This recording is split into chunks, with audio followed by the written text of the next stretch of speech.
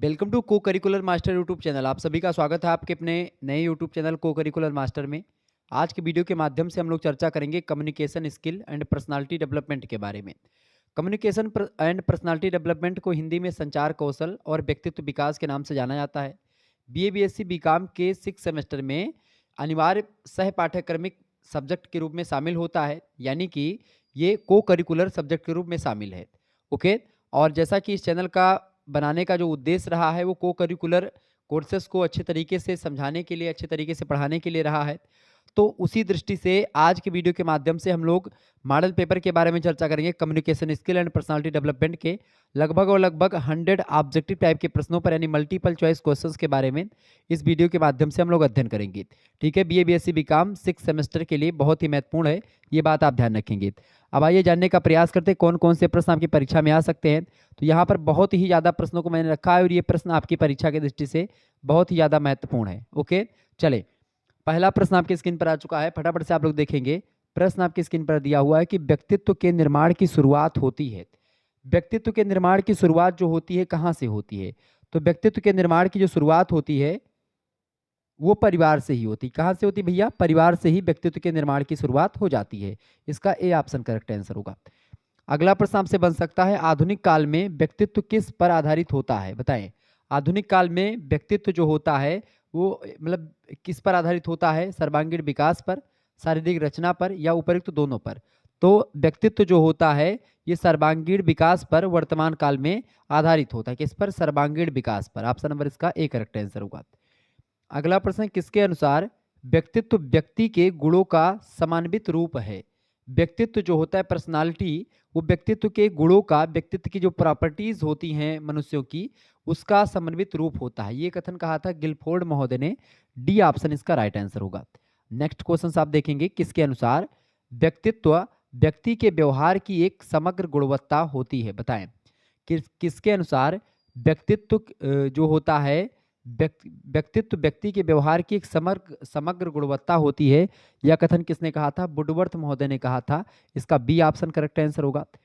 अगला क्वेश्चन आप देखेंगे, किसके अनुसार हम जो कुछ करते हैं वही व्यक्तित्व है? हम जो कुछ करते हैं वही व्यक्तित्व है, किसने कहा था? वाटसन महोदय ने कहा था। ऑप्शन नंबर इसका बी करेक्ट आंसर होगा। ये सब प्रश्न परीक्षा की दृष्टि से बहुत ही ज्यादा महत्वपूर्ण है। आगे देखेंगे, अगला प्रश्न है, किसके अनुसार व्यक्तित्व आदतों की उन व्यवस्थाओं का समन्वय है? समन्वय माने होता है कि मेलजोल, तालमेल, जो वातावरण के साथ व्यक्ति के विशिष्ट अभिनियोजना का प्रतिनिधित्व करती है। तो व्यक्तित्व क्या है? आदतों की उन व्यवस्थाओं का समन्वय है जो वातावरण के साथ व्यक्ति के विशिष्ट अभियोजना का क्या करती है? प्रतिनिधित्व करती है, वो व्यक्तित्व होती। किसने कहा था? केम्प महोदय का एक कथन है। ऑप्शन नंबर इसका सी राइट आंसर होगा। अगला प्रश्न है, किसके अनुसार वातावरण के साथ सामान्य एवं अस्थायी समायोजन ही व्यक्तित्व होता है? बताएं। किसके अनुसार वातावरण के साथ सामान्य एवं अस्थायी समायोजन, सामान्य और अस्थायी समायोजन जो होता है वही व्यक्तित्व होता है? अगर वातावरण के साथ सामान्य समन्वय मतलब सामान्य और अस्थायी समायोजन आप कर पा रहे हैं तो आप व्यक्तित्वधारी व्यक्ति हैं, व्यक्तित्व से परिपूर्ण है, तो वही व्यक्तित्व है। इसको कहा था बोरिंग महोदय ने। ऑप्शन नंबर इसका बी करेक्ट आंसर होगा।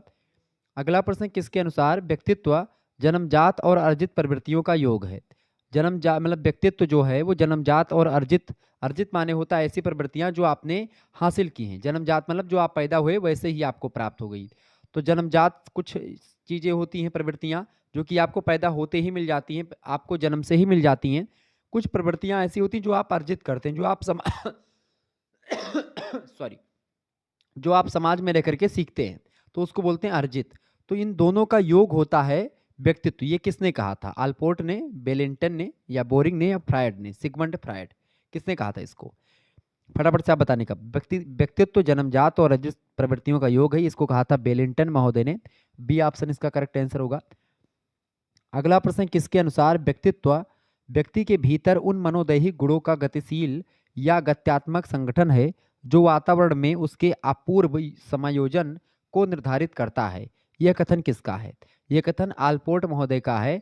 आल्पोर्ट महोदय ने व्यक्तित्व की परिभाषा को देते हुए कहा कि व्यक्तित्व जो होता है व्यक्ति के भीतर उन मनोदैहिक गुणों का गतिशील या गत्यात्मक संगठन है जो वातावरण में उसके अपूर्व समायोजन को निर्धारित करता है। ये ऑप्शन इसका करेक्ट आंसर होगा। अगला क्वेश्चन है किसके अनुसार व्यक्तित्व वह है जिसके द्वारा हम यह भविष्यवाणी कर सकते हैं कि कोई व्यक्ति किस परिस्थिति में क्या करेगा। व्यक्तित्व की परिभाषा किसने दी है, केटल महोदय ने दी है, ये बात ध्यान रखेंगे। तो व्यक्तित्व से बनने वाली जो परिभाषाएं हैं वो आपको यहाँ पर सारी परिभाषाएं इसमें हमने रख दी है।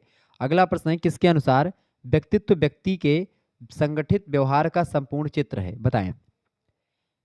किसके अनुसार व्यक्तित्व व्यक्ति के संगठित व्यवहार का संपूर्ण चित्र है, तो डेसिल महोदय ने कहा था, ये ऑप्शन इसका करेक्ट आंसर होगा। अगला प्रश्न किसके अनुसार व्यक्तित्व आज्ञा मतलब आत्मज्ञान का दूसरा नाम है, यह पूर्णता का प्रतीक है, किसने कहा था इस कथन को। व्यक्तित्व आत्मज्ञान का दूसरा नाम है और यह पूर्णता का प्रतीक है, यह दार्शनिक दृष्टिकोण ऐसा मानता है, ये ऑप्शन इसका करेक्ट आंसर होगा। कौन सा दृष्टिकोण सबसे उचित दृष्टिकोण है क्योंकि इसमें वैज्ञानिकता पाई जाती है। कौन सा दृष्टिकोण सबसे उचित है, बताएं। दार्शनिक दृष्टिकोण, समाजशास्त्री दृष्टिकोण या मनोवैज्ञानिक। तो मनोवैज्ञानिक दृष्टिकोण जो है ये सबसे एक प्रकार से अच्छा माना जाता है व्यक्तित्व में आत्मज्ञान का, चूंकि ये पूर्णता का प्रतीक भी है और ये वैज्ञानिक होता है। ठीक है, ऑप्शन नंबर इसका एक मिनट, व्यक्तित्व आत्मज्ञान का दूसरा नाम है और यह पूर्णता का प्रतीक है, ये दार्शनिक दृष्टिकोण इसका करेक्ट आंसर होगा। क्या होगा इसका, मनोवैज्ञानिक भी हो सकता है लेकिन दार्शनिक इसका करेक्ट आंसर हो जाएगा। ठीक है, दार्शनिक। अगला क्वेश्चन है वह गुण जो बालक या व्यक्ति को अपने माता पिता या पूर्वजों से मिलता है क्या कहलाता है। वंशानुक्रम, वातावरण, मनोवैज्ञानिक या इनमें से कोई नहीं। तो उसको क्या बोलते हैं, बालक का प्रश्न क्या है, प्रश्न आपसे पूछा गया वह गुण जो बालक या व्यक्ति को अपने माता पिता या पूर्वजों से मिलता है उसको वंशानुक्रम बोलते हैं, ए ऑप्शन इसका करेक्ट आंसर होगा। अगला प्रश्न है बालक का विद्यालय, खेल का मैदान, समाज, परिवार आदि कारक किसके अंतर्गत आते हैं, वातावरण के अंतर्गत आते हैं ये सब, ऑप्शन नंबर इसका बी करेक्ट आंसर होगा। ठीक है, अगला प्रश्न किसके अंतर्गत बालक की रुचि, अभिवृत्ति, अभिक्षमता आदि आते हैं, बताएं। आदि आते हैं, तो ये किसके अंतर्गत आते हैं भैया, ये आते हैं आपके रुचि, अभिवृत्ति, अभिक्षमता, ये सब मनोवैज्ञानिक कारक होते हैं व्यक्तित्व के, option number C correct answer होगा। आगे देखिएगा, अगला क्वेश्चन आपकी स्क्रीन पर आ चुका है। अब मनोविश्लेषणवाद सिद्धांत के प्रतिपादक कौन है। सिगमंड फ्रायड का नाम कहीं पर अगर आपको दिख रहा होगा फ्रायड, तो करेक्ट आंसर हो जाएगा। सिगमंड फ्रायड मनोविश्लेषणवाद सिद्धांत के प्रतिपादक हैं, बहुत ही महत्वपूर्ण प्रश्न है, प्रश्न ये आएगा। अगला प्रश्न, मनोविश्लेषणवाद ने व्यक्तित्व के जीवन में कितने वर्ष व्यक्तित्व के निर्माण में महत्वपूर्ण माने हैं। तो मनोविश्लेषणवाद में मतलब उसमें व्यक्तित्व के जीवन के प्रारंभिक 5 वर्ष जो होते हैं वो व्यक्तित्व के निर्माण में महत्वपूर्ण माने जाते हैं, बी ऑप्शन इसका करेक्ट आंसर होगा। व्यक्तित्व को शारीरिक रचना के आधार पर किसने वर्गीकृत किया है, तो क्रेसमर महोदय ने शारीरिक संरचना के आधार पर व्यक्तित्व को कैटेगराइज किया है, वर्गीकृत किया है, ये बात आप ध्यान रखेंगे। ठीक है, व्यक्तित्व को शारीरिक संरचना के आधार पर क्रेसमर महोदय ने कितने भागों में बांटा, तो 4 भागों में बांटा था। कौन कौन से, एक होते हैं आपके पिकनिक, एक होते हैं एथलेटिक और एक होते हैं एस्थेनिक। ठीक है, ये बात आप ध्यान रखेंगे। ओके, आगे देखेंगे, अगला क्वेश्चन आपकी स्क्रीन पर आ चुका है, फटाफट से आप लोग देखने का प्रयास करेंगे। वीडियो को लाइक और शेयर जरूर कर दीजिएगा आप सभी लोग। ठीक है, चैनल पर अगर आप नए आए हैं तो चैनल को सब्सक्राइब कर दीजिएगा, क्योंकि ये चैनल आपके लिए नया बनाया गया है ताकि आप लोग जो है को करिकुलर की क्लास अच्छे तरीके से आप ले पाएँ। देखें, अगला प्रश्न, निम्नलिखित में से कौन सी कारपोरेट संगठन के लिए उपयुक्त ड्रेस है।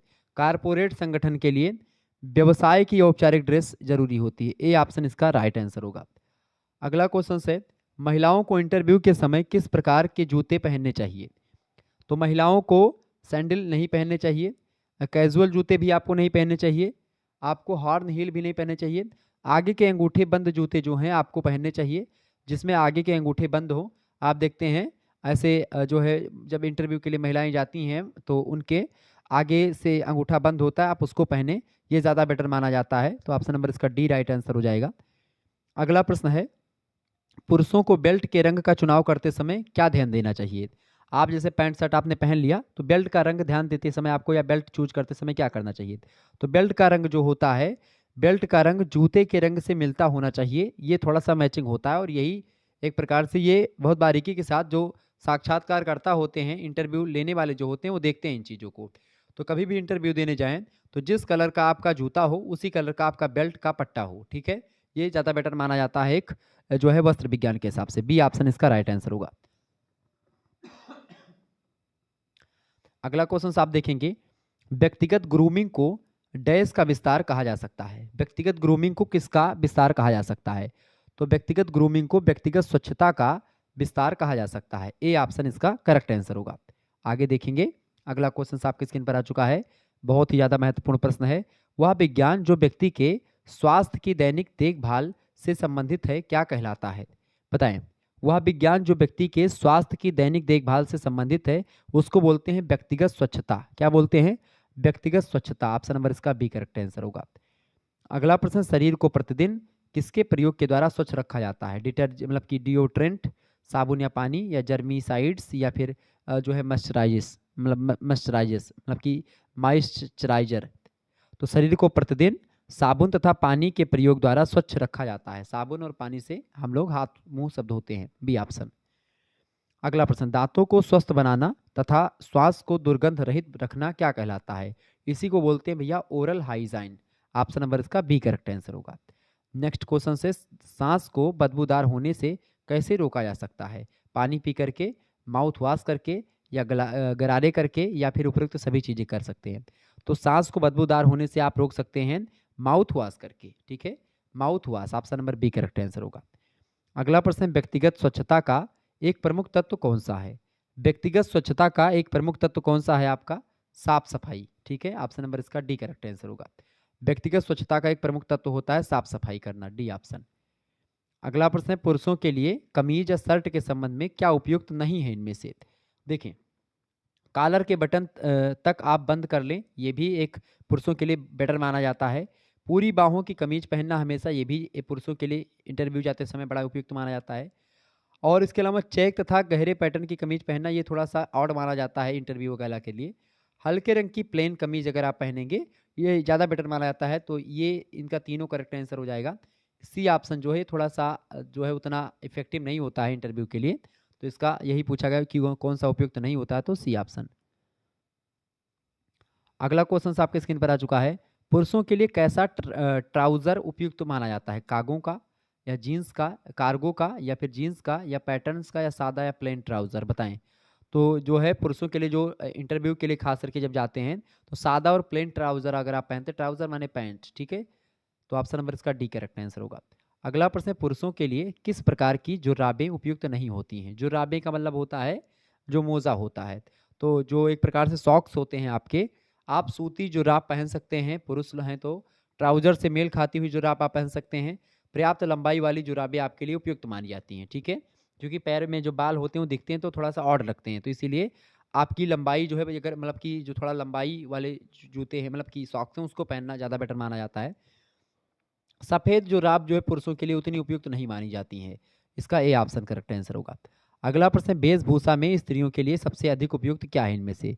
भारतीय परिधान, पाश्चात्य परिधान, भारतीय अथवा पाश्चात्य दोनों, या पाश्चात्य तथा भारतीय का मिश्रण?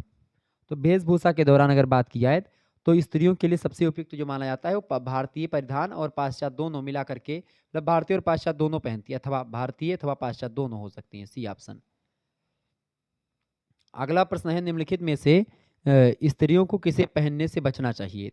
फार्मर कॉलर वाली शर्ट या ट्राउज़र को, या फिर जो है सलवार कमीज़ को, या स्कर्ट को, या कढ़ाई वाली साड़ी को? तो अगर आप इंटरव्यू देने जा रही हैं तो आप कढ़ाई वाली साड़ी ना पहनें। ठीक है, आप सलवार कमीज पहन के जा सकती हैं, आप फार्मल कॉलर वाली शर्ट और ट्राउज़र पहन के जा सकती हैं, यानी पैंट शर्ट पहनकर भी जा सकती हैं, आप स्कर्ट पहनकर भी जा सकती हैं। ठीक है, तो लेकिन आप कढ़ाई वाली साड़ी पहनकर जाएंगी थोड़ा सा ऑड लगेगा, चूंकि लगेगा कि भाई आप शादी में गई हैं। ठीक है, अगला क्वेश्चन आपके स्क्रीन पर आ चुका है, फटाफट से आप लोग देखने का प्रयास करेंगे।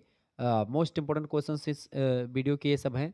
देखें, आगे देखेंगे, प्रश्न आपकी स्क्रीन पर आ चुका है, साक्षात्कार का उद्देश्य क्या होता है? साक्षात्कार का उद्देश्य क्या होता है? व्यवहार, आईक्यू की जांच करना, व्यवहार को परखना, आईक्यू लेवल का जांच करना। आईक्यू का मतलब होता है इंटेलिजेंट क्वोशेंट, यानी कि वैसे इंटरव्यू शब्द जो है फ्रेंच भाषा का शब्द है, उससे बना है साक्षात्कार। साक्षात्कार की अगर बात की जाए तो इसकी परिभाषा को देते हुए गुडे और हार्ट कहते हैं कि मूल रूप से साक्षात्कार सामाजिक अनुक्रिया की एक प्रक्रिया होती है। ठीक है, तो साक्षात्कार उद्देश्य क्या होता है? साक्षात्कार का उद्देश्य होता है जो है व्यवहार को जानना, आईक्यू लेवल की जांच करना, और संप्रेषण योग्यता को पहचानना। इसका डी ऑप्शन होगा, उपयुक्त तो सभी। अगला क्वेश्चन आपकी स्क्रीन पर आ चुका है, फटाफट से आप देखेंगे। नियुक्ति के लिए आवेदकों का मूल्यांकन करने के लिए आयोजित किया जाता है। नियुक्ति के लिए आवेदकों का मूल्यांकन करने के लिए आयोजित किया जाता है किसको? साक्षात्कार का आयोजन किया जाता है, इंटरव्यू का आयोजन किया जाता है नियुक्ति के लिए आवेदकों का मूल्यांकन करने के लिए। ठीक है, सी ऑप्शन इसका राइट आंसर होगा। बनावटी साक्षात्कार का संचालन कितने चरणों में होता है? तो बनावटी साक्षात्कार का जो संचालन होता है वो 4 चरणों में होता है। ऑप्शन नंबर इसका बी करेक्ट आंसर होगा। मानसिक दबाव साक्षात्कार का गहन साक्षात्कार का भाव है, मतलब भाग है, या निर्णयन साक्षात्कार का, या प्राथमिक साक्षात्कार का, या अनौपचारिक साक्षात्कार का? तो मानसिक दबाव जो होता है ये गहन साक्षात्कार का भाग होता है। ये ऑप्शन करेक्ट आंसर होगा। अगला प्रश्न, निम्न में से कौन सी सफल सामूहिक विचार विमर्श की आवश्यक शर्त होती है? बताएं। तो विचारों का आदान प्रदान करना ये सामूहिक विचार विमर्श की आवश्यक शर्त है। विचारों का आदान प्रदान होगा। उद्देश्यों की प्राप्ति के लिए सामूहिक विचार विमर्श होगा। सकारात्मक पॉइंट ऑफ व्यू, बिल्कुल इसका डी ऑप्शन करेक्ट आंसर हो जाएगा, उपरोक्त तो सभी। नेक्स्ट क्वेश्चन से समूह विचार विमर्श है। देखिए, BA BSc BCom, BSc AG, BSc home science, BBA, BCA के 6 सेमेस्टर में आपको communication skill and personality development के बारे में पढ़ना होता है। ठीक है, अनिवार्य प्रश्न पत्र के रूप में, को करिकुलर कोर्स के रूप में। तो आप इस चैनल को सब्सक्राइब करें, क्योंकि इस चैनल पर आपको को करिकुलर कोर्स से रिलेटेड बहुत सारी वीडियोस मिलने वाली हैं। वैसे आपके बहुत सारी वीडियोस ऑलरेडी अवेलेबल है। समूह विचार विमर्श है। समूह विचार विमर्श क्या है? मौखिक संचार होता है समूह विचार विमर्श। ऑप्शन नंबर इसका ए करेक्ट आंसर होगा। अगला क्वेश्चन से समूह विचार विमर्श का उद्देश्य क्या होता है? समूह विचार विमर्श का उद्देश्य होता है क्या? विचारों का आदान प्रदान करना, निर्णय लेना और सुझाव प्राप्त करना, ये सभी उद्देश्य होता है। डी ऑप्शन इसका राइट आंसर हो जाएगा। अगला क्वेश्चन आपकी स्क्रीन पर आ चुका है। समूह विचार विमर्श के दौरान अध्यक्ष का उत्तरदायित्व क्या होता है? तो समूह विचार विमर्श के दौरान अध्यक्ष का उत्तरदायित्व क्या होता है? नियमों को बनाए रखना। नियम अच्छे तरीके से अगर बने रहेंगे, नियमों का पालन होगा, तो समूह विचार विमर्श अच्छे तरीके से आगे बढ़ेगा। बी ऑप्शन इसका करेक्ट आंसर होगा। अगला प्रश्न, विचार विमर्श की संपूर्ण प्रक्रिया को रिकॉर्ड करने वाला व्यक्ति क्या कहलाता है? अध्यक्ष, सदस्य या रिकॉर्डर, या इनमें से कोई नहीं? तो विचार विमर्श की संपूर्ण प्रक्रिया को रिकॉर्ड करने वाले व्यक्ति को रिकॉर्डर कहते हैं। Option number C correct answer होगा। समूह विचार विमर्श का दोष क्या होता है? समूह विचार विमर्श में आपको अधिक जानकारी, ये एक इसका विशेषता है, श्रम का विभाजन, सहभागिता, ये सब समूह विचार विमर्श की विशेषता होती है, लाभ होता है। इसके जो हानि है या दोष है वो है व्यर्थ बातें। अगर इसमें व्यर्थ बातें होती है समूह विचार विमर्श में, तो ये इसकी हानि है या दोष है, इसका डी ऑप्शन। निम्नलिखित में से कौन सी सफल सामूहिक विचार विमर्श की आवश्यक शर्त है? सफल सामूहिक विचार विमर्श की आवश्यक शर्त होती है विचारों का आदान प्रदान, सकारात्मक दृष्टिकोण और उद्देश्य की प्राप्ति। डी ऑप्शन, उपरोक्त तो सभी। अगला क्वेश्चन से सामूहिक चर्चा के तत्व कौन से हैं?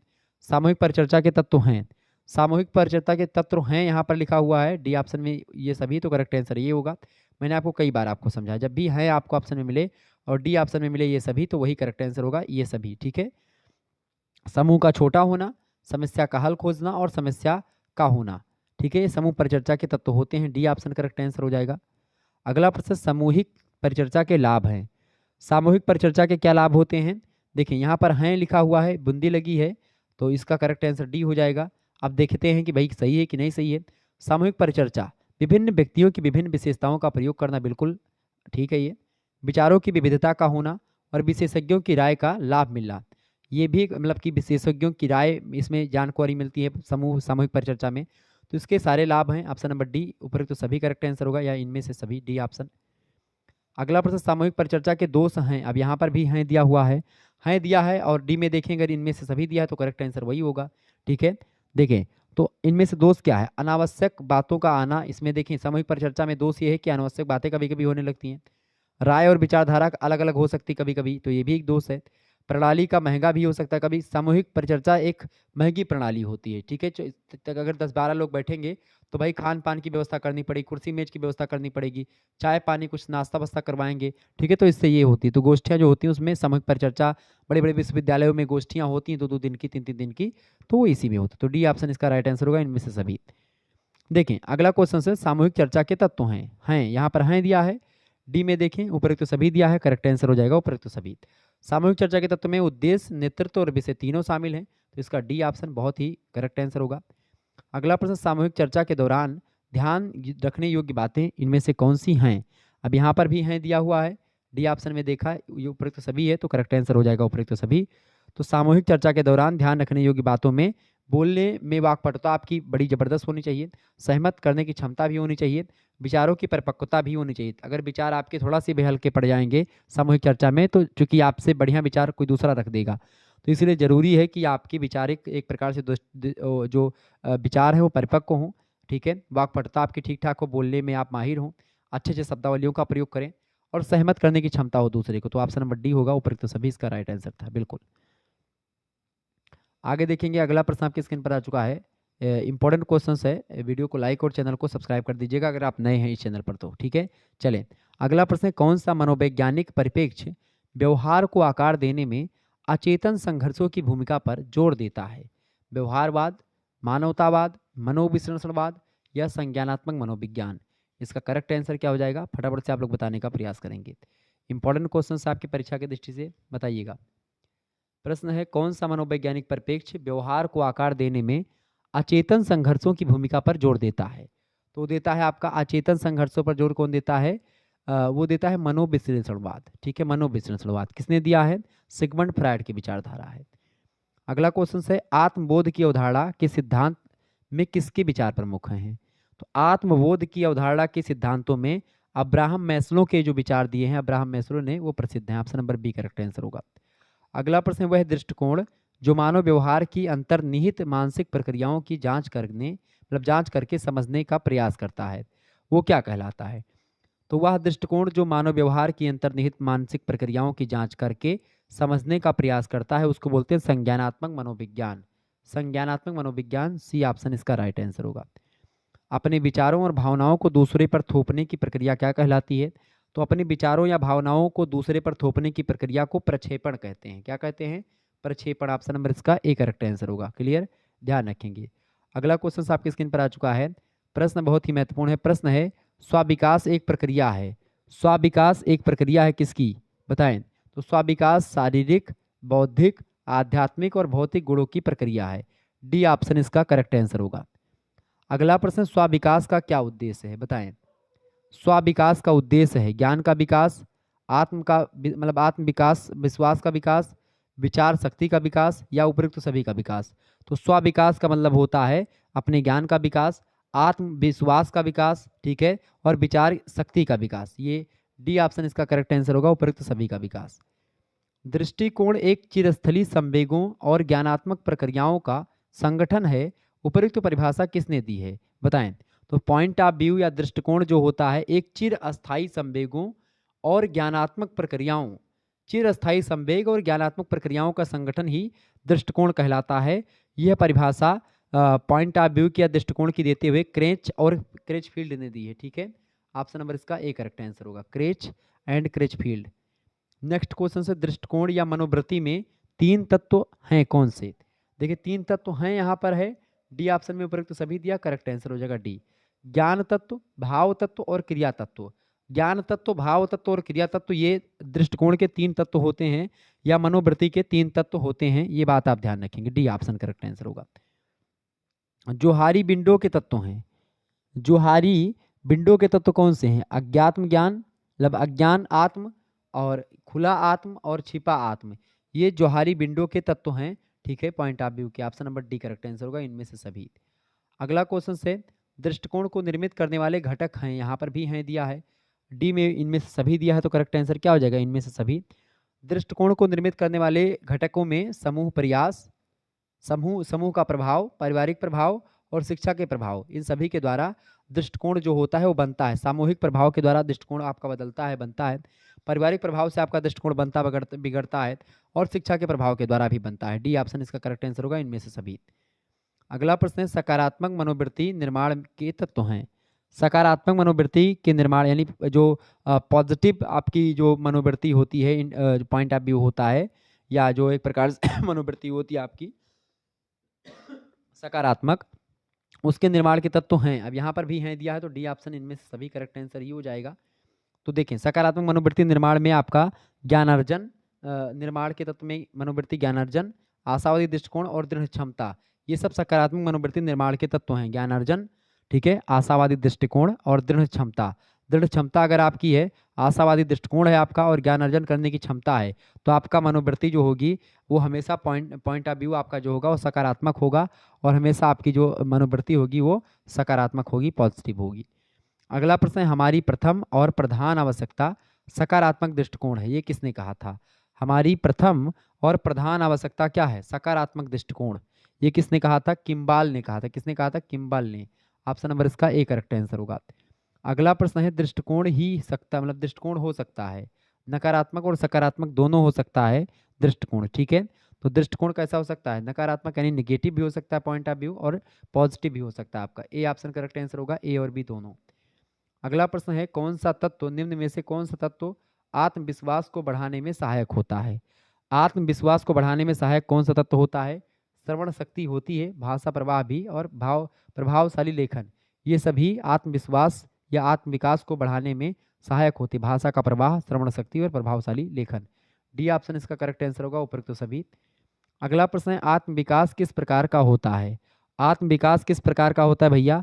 आत्मविकास जो होता है सापेक्षिक भी होता है और व्यक्तिनिष्ठ भी होता है। इसका सी ऑप्शन करेक्ट आंसर हो जाएगा। ए और बी दोनों टाइप का होता है आत्मविकास आपका, सापेक्षिक भी और व्यक्तिनिष्ठ भी। अगला प्रश्न है, व्यक्तित्व में सम्मिलित किया जाता है। व्यक्तित्व में किसको सम्मिलित किया जाता है? तो बौद्धिक गुण को भी सम्मिलित करते हैं, शारीरिक गुण को भी सम्मिलित करते हैं और आध्यात्मिक गुण को भी पर्सनालिटी में सम्मिलित करते हैं, ठीक है। पर्सनालिटी का मतलब वही नहीं कि शरीर हष्ट पुष्ट आपकी हो गई, ऐसा नहीं। आपकी बुद्धि कैसी है, आपका शरीर कैसा है और आपका आध्यात्मिक गुण कैसा है, ये सब आपके व्यक्तित्व को एक प्रकार से प्रभावित करते हैं। तो डी ऑप्शन उपरोक्त तो सभी तत्वों को सम्मिलित करते हैं व्यक्तित्व में। अगला प्रश्न है, व्यक्तिगत सकारात्मक दृष्टिकोण का विकास किसके द्वारा होता है?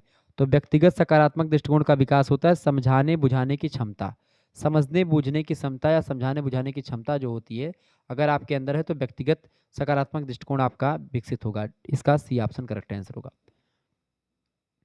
अगला प्रश्न आपकी स्क्रीन पर आ चुका, फटाफट से आप लोग देखने का प्रयास करेंगे। बहुत ही महत्वपूर्ण प्रश्न है आपकी परीक्षा की दृष्टि से, सभी लोग देखेंगे। प्रश्न आपकी स्क्रीन पर आ चुका है, प्रत्येक संदेश वाहन का प्रारंभ विचारों से होता है, यह कथन किसका है? बताएंगे। बहुत ही महत्वपूर्ण प्रश्न है आपकी परीक्षा की दृष्टि से और ये प्रश्न आपकी परीक्षा में आ सकता है। बताएं, प्रत्येक संदेश वाहन का प्रारंभ विचारों से होता है, यह कथन किसका है? तो प्रत्येक संदेश वाहन का प्रारंभ जो होता है विचारों से होता है, यह कथन किसका है? रैंडाल का है। ऑप्शन नंबर इसका ए करेक्ट आंसर होगा। अगला प्रश्न, समस्या को ठीक ढंग से प्रस्तुत करना ही आधा निवारण है, किसने कहा?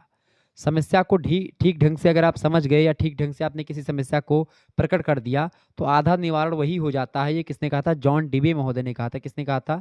जॉन डीबे ने कहा था। ऑप्शन नंबर इसका बी करेक्ट आंसर हो जाएगा। अगला क्वेश्चन आपकी स्क्रीन पर आ चुका है, संप्रेषण एक व्यक्ति से दूसरे व्यक्ति को सूचनाएं एवं समझ हस्तांतरित करने की प्रक्रिया होती है, यह कथन किसका है? तो संप्रेषण एक व्यक्ति से दूसरे व्यक्ति को सूचनाएं एवं समझ हस्तांतरित करने की प्रक्रिया है, यह कथन थियो हैमैन का है। ऑप्शन नंबर इसका बी करेक्ट आंसर होगा। अगला क्वेश्चन आप देखेंगे, संदेश वाहन दो या दो से अधिक व्यक्तियों के मध्य तथ्यों यानी फैक्ट को विचारों, सम्मितियों अथवा भावनाओं का विनिमय होता है। विनिमय माने एक्सचेंज, आदान प्रदान। तो संदेश वाहन दो या दो से अधिक व्यक्तियों के बीच तथ्यों, विचारों और सम्मितियों और भावनाओं का आदान प्रदान होता है, विनिमय होता है, यह कथन न्यूमैन और समर का है। ए ऑप्शन इसका करेक्ट आंसर होगा। बहुत ही महत्वपूर्ण प्रश्न है। अगला प्रश्न है, संप्रेषण जो होता है, संप्रेषण के संबंध में गलत क्या है? संप्रेषण एक सतत प्रक्रिया है, बिल्कुल है। यह एक प्रबंधकीय प्रक्रिया भी है, तो ये एक बिल्कुल मैनेजमेंट से रिलेटेड प्रक्रिया है संप्रेषण। द्विमार्गी प्रक्रिया भी है संप्रेषण, ठीक है, आदान प्रदान होता है विचारों का संप्रेषण में। यह एक मार्गी प्रक्रिया नहीं है। तो करेक्ट आंसर इसका क्या हो जाएगा? पूछा गया कौन सा गलत है, तो यही आपका डी वाला गलत है, ठीक है। संप्रेषण क्या है? संप्रेषण एक सतत प्रक्रिया भी है, एक प्रबंधकीय प्रक्रिया है और एक द्विमार्गी प्रक्रिया है। उपरोक्त तो सभी डी ऑप्शन इसका करेक्ट आंसर होगा। अगला प्रश्न, संप्रेषण ही वह साधन है जिसके द्वारा किया जाता है। संप्रेषण वह साधन है, संप्रेषण ही वह साधन है जिसके द्वारा परिवर्तनों को लागू किया जाता है, व्यवहार को क्रियान्वित किया जाता है और व्यावसायिक लक्ष्यों को प्राप्त किया जाता है। ये तीनों करेक्ट आंसर हो जाएंगे इसके डी ऑप्शन, उपरोक्त तो सभी। अगला प्रश्न, संदेश वाहन का क्रम होता है। संदेश वाहन का क्रम होता है अधोगामी या ऊर्ध्वगामी? तो संदेश वाहन का क्रम अधोगामी भी होता है और ऊर्ध्वगामी भी होता है, दोनों। सी ऑप्शन इसका उक्त दोनों ए और बी करेक्ट आंसर हो जाएंगे इसके। अगला प्रश्न आपकी स्क्रीन पर आ चुका है, संप्रेषण में संदेशों का आदान प्रदान हो सकता है, मौखिक, लिखित या सांकेतिक। तो भाई संप्रेषण में जो है आप विचारों का जो आदान प्रदान आपका होता है, संदेश का आदान प्रदान आप मुंह से बोल करके यानी मौखिक भी कर सकते हैं, लिखित यानी लिख करके भी कर सकते हैं, और सांकेतिक यानी इशारों के माध्यम से आप कर सकते हैं। बिल्कुल डी ऑप्शन, इन सभी माध्यम से कर सकते हैं। संदेश वाहन के न्यूनतम पक्षकार होते हैं, संदेश वाहन के न्यूनतम पक्षकार होते हैं 2, बी ऑप्शन करेक्ट आंसर होगा इसका। अगला प्रश्न, संप्रेषण का प्रमुख उद्देश्य किसी व्यक्ति, किसी समूह या किसी बात में परिवर्तन करना है, या प्रवृत्ति मतलब या प्रतिकूल प्रवृत्ति को समाप्त करना है। यह कथन किसका है? अर्नेस्ट डेसल का कथन है, ऑप्शन नंबर इसका बी करेक्ट आंसर हो जाएगा। निम्न में से कौन सा संप्रेषण का उद्देश्य नहीं है, बताएं। निम्न में से कौन सा संप्रेषण का उद्देश्य नहीं है? इनमें से संप्रेषण का उद्देश्य कौन सा नहीं है? भ्रम उत्पन्न करना ये संप्रेषण का उद्देश्य नहीं होता है। सही सूचनाओं एवं संदेशों का प्रेषण करना संप्रेषण का उद्देश्य है। मधुर औद्योगिक संबंध और नीतियों की प्रभाव उत्पादकता ये संप्रेषण के उद्देश्य होते हैं। भ्रम उत्पन्न करना कोई संप्रेषण का उद्देश्य नहीं होता, तो बी ऑप्शन इसका करेक्ट आंसर होगा।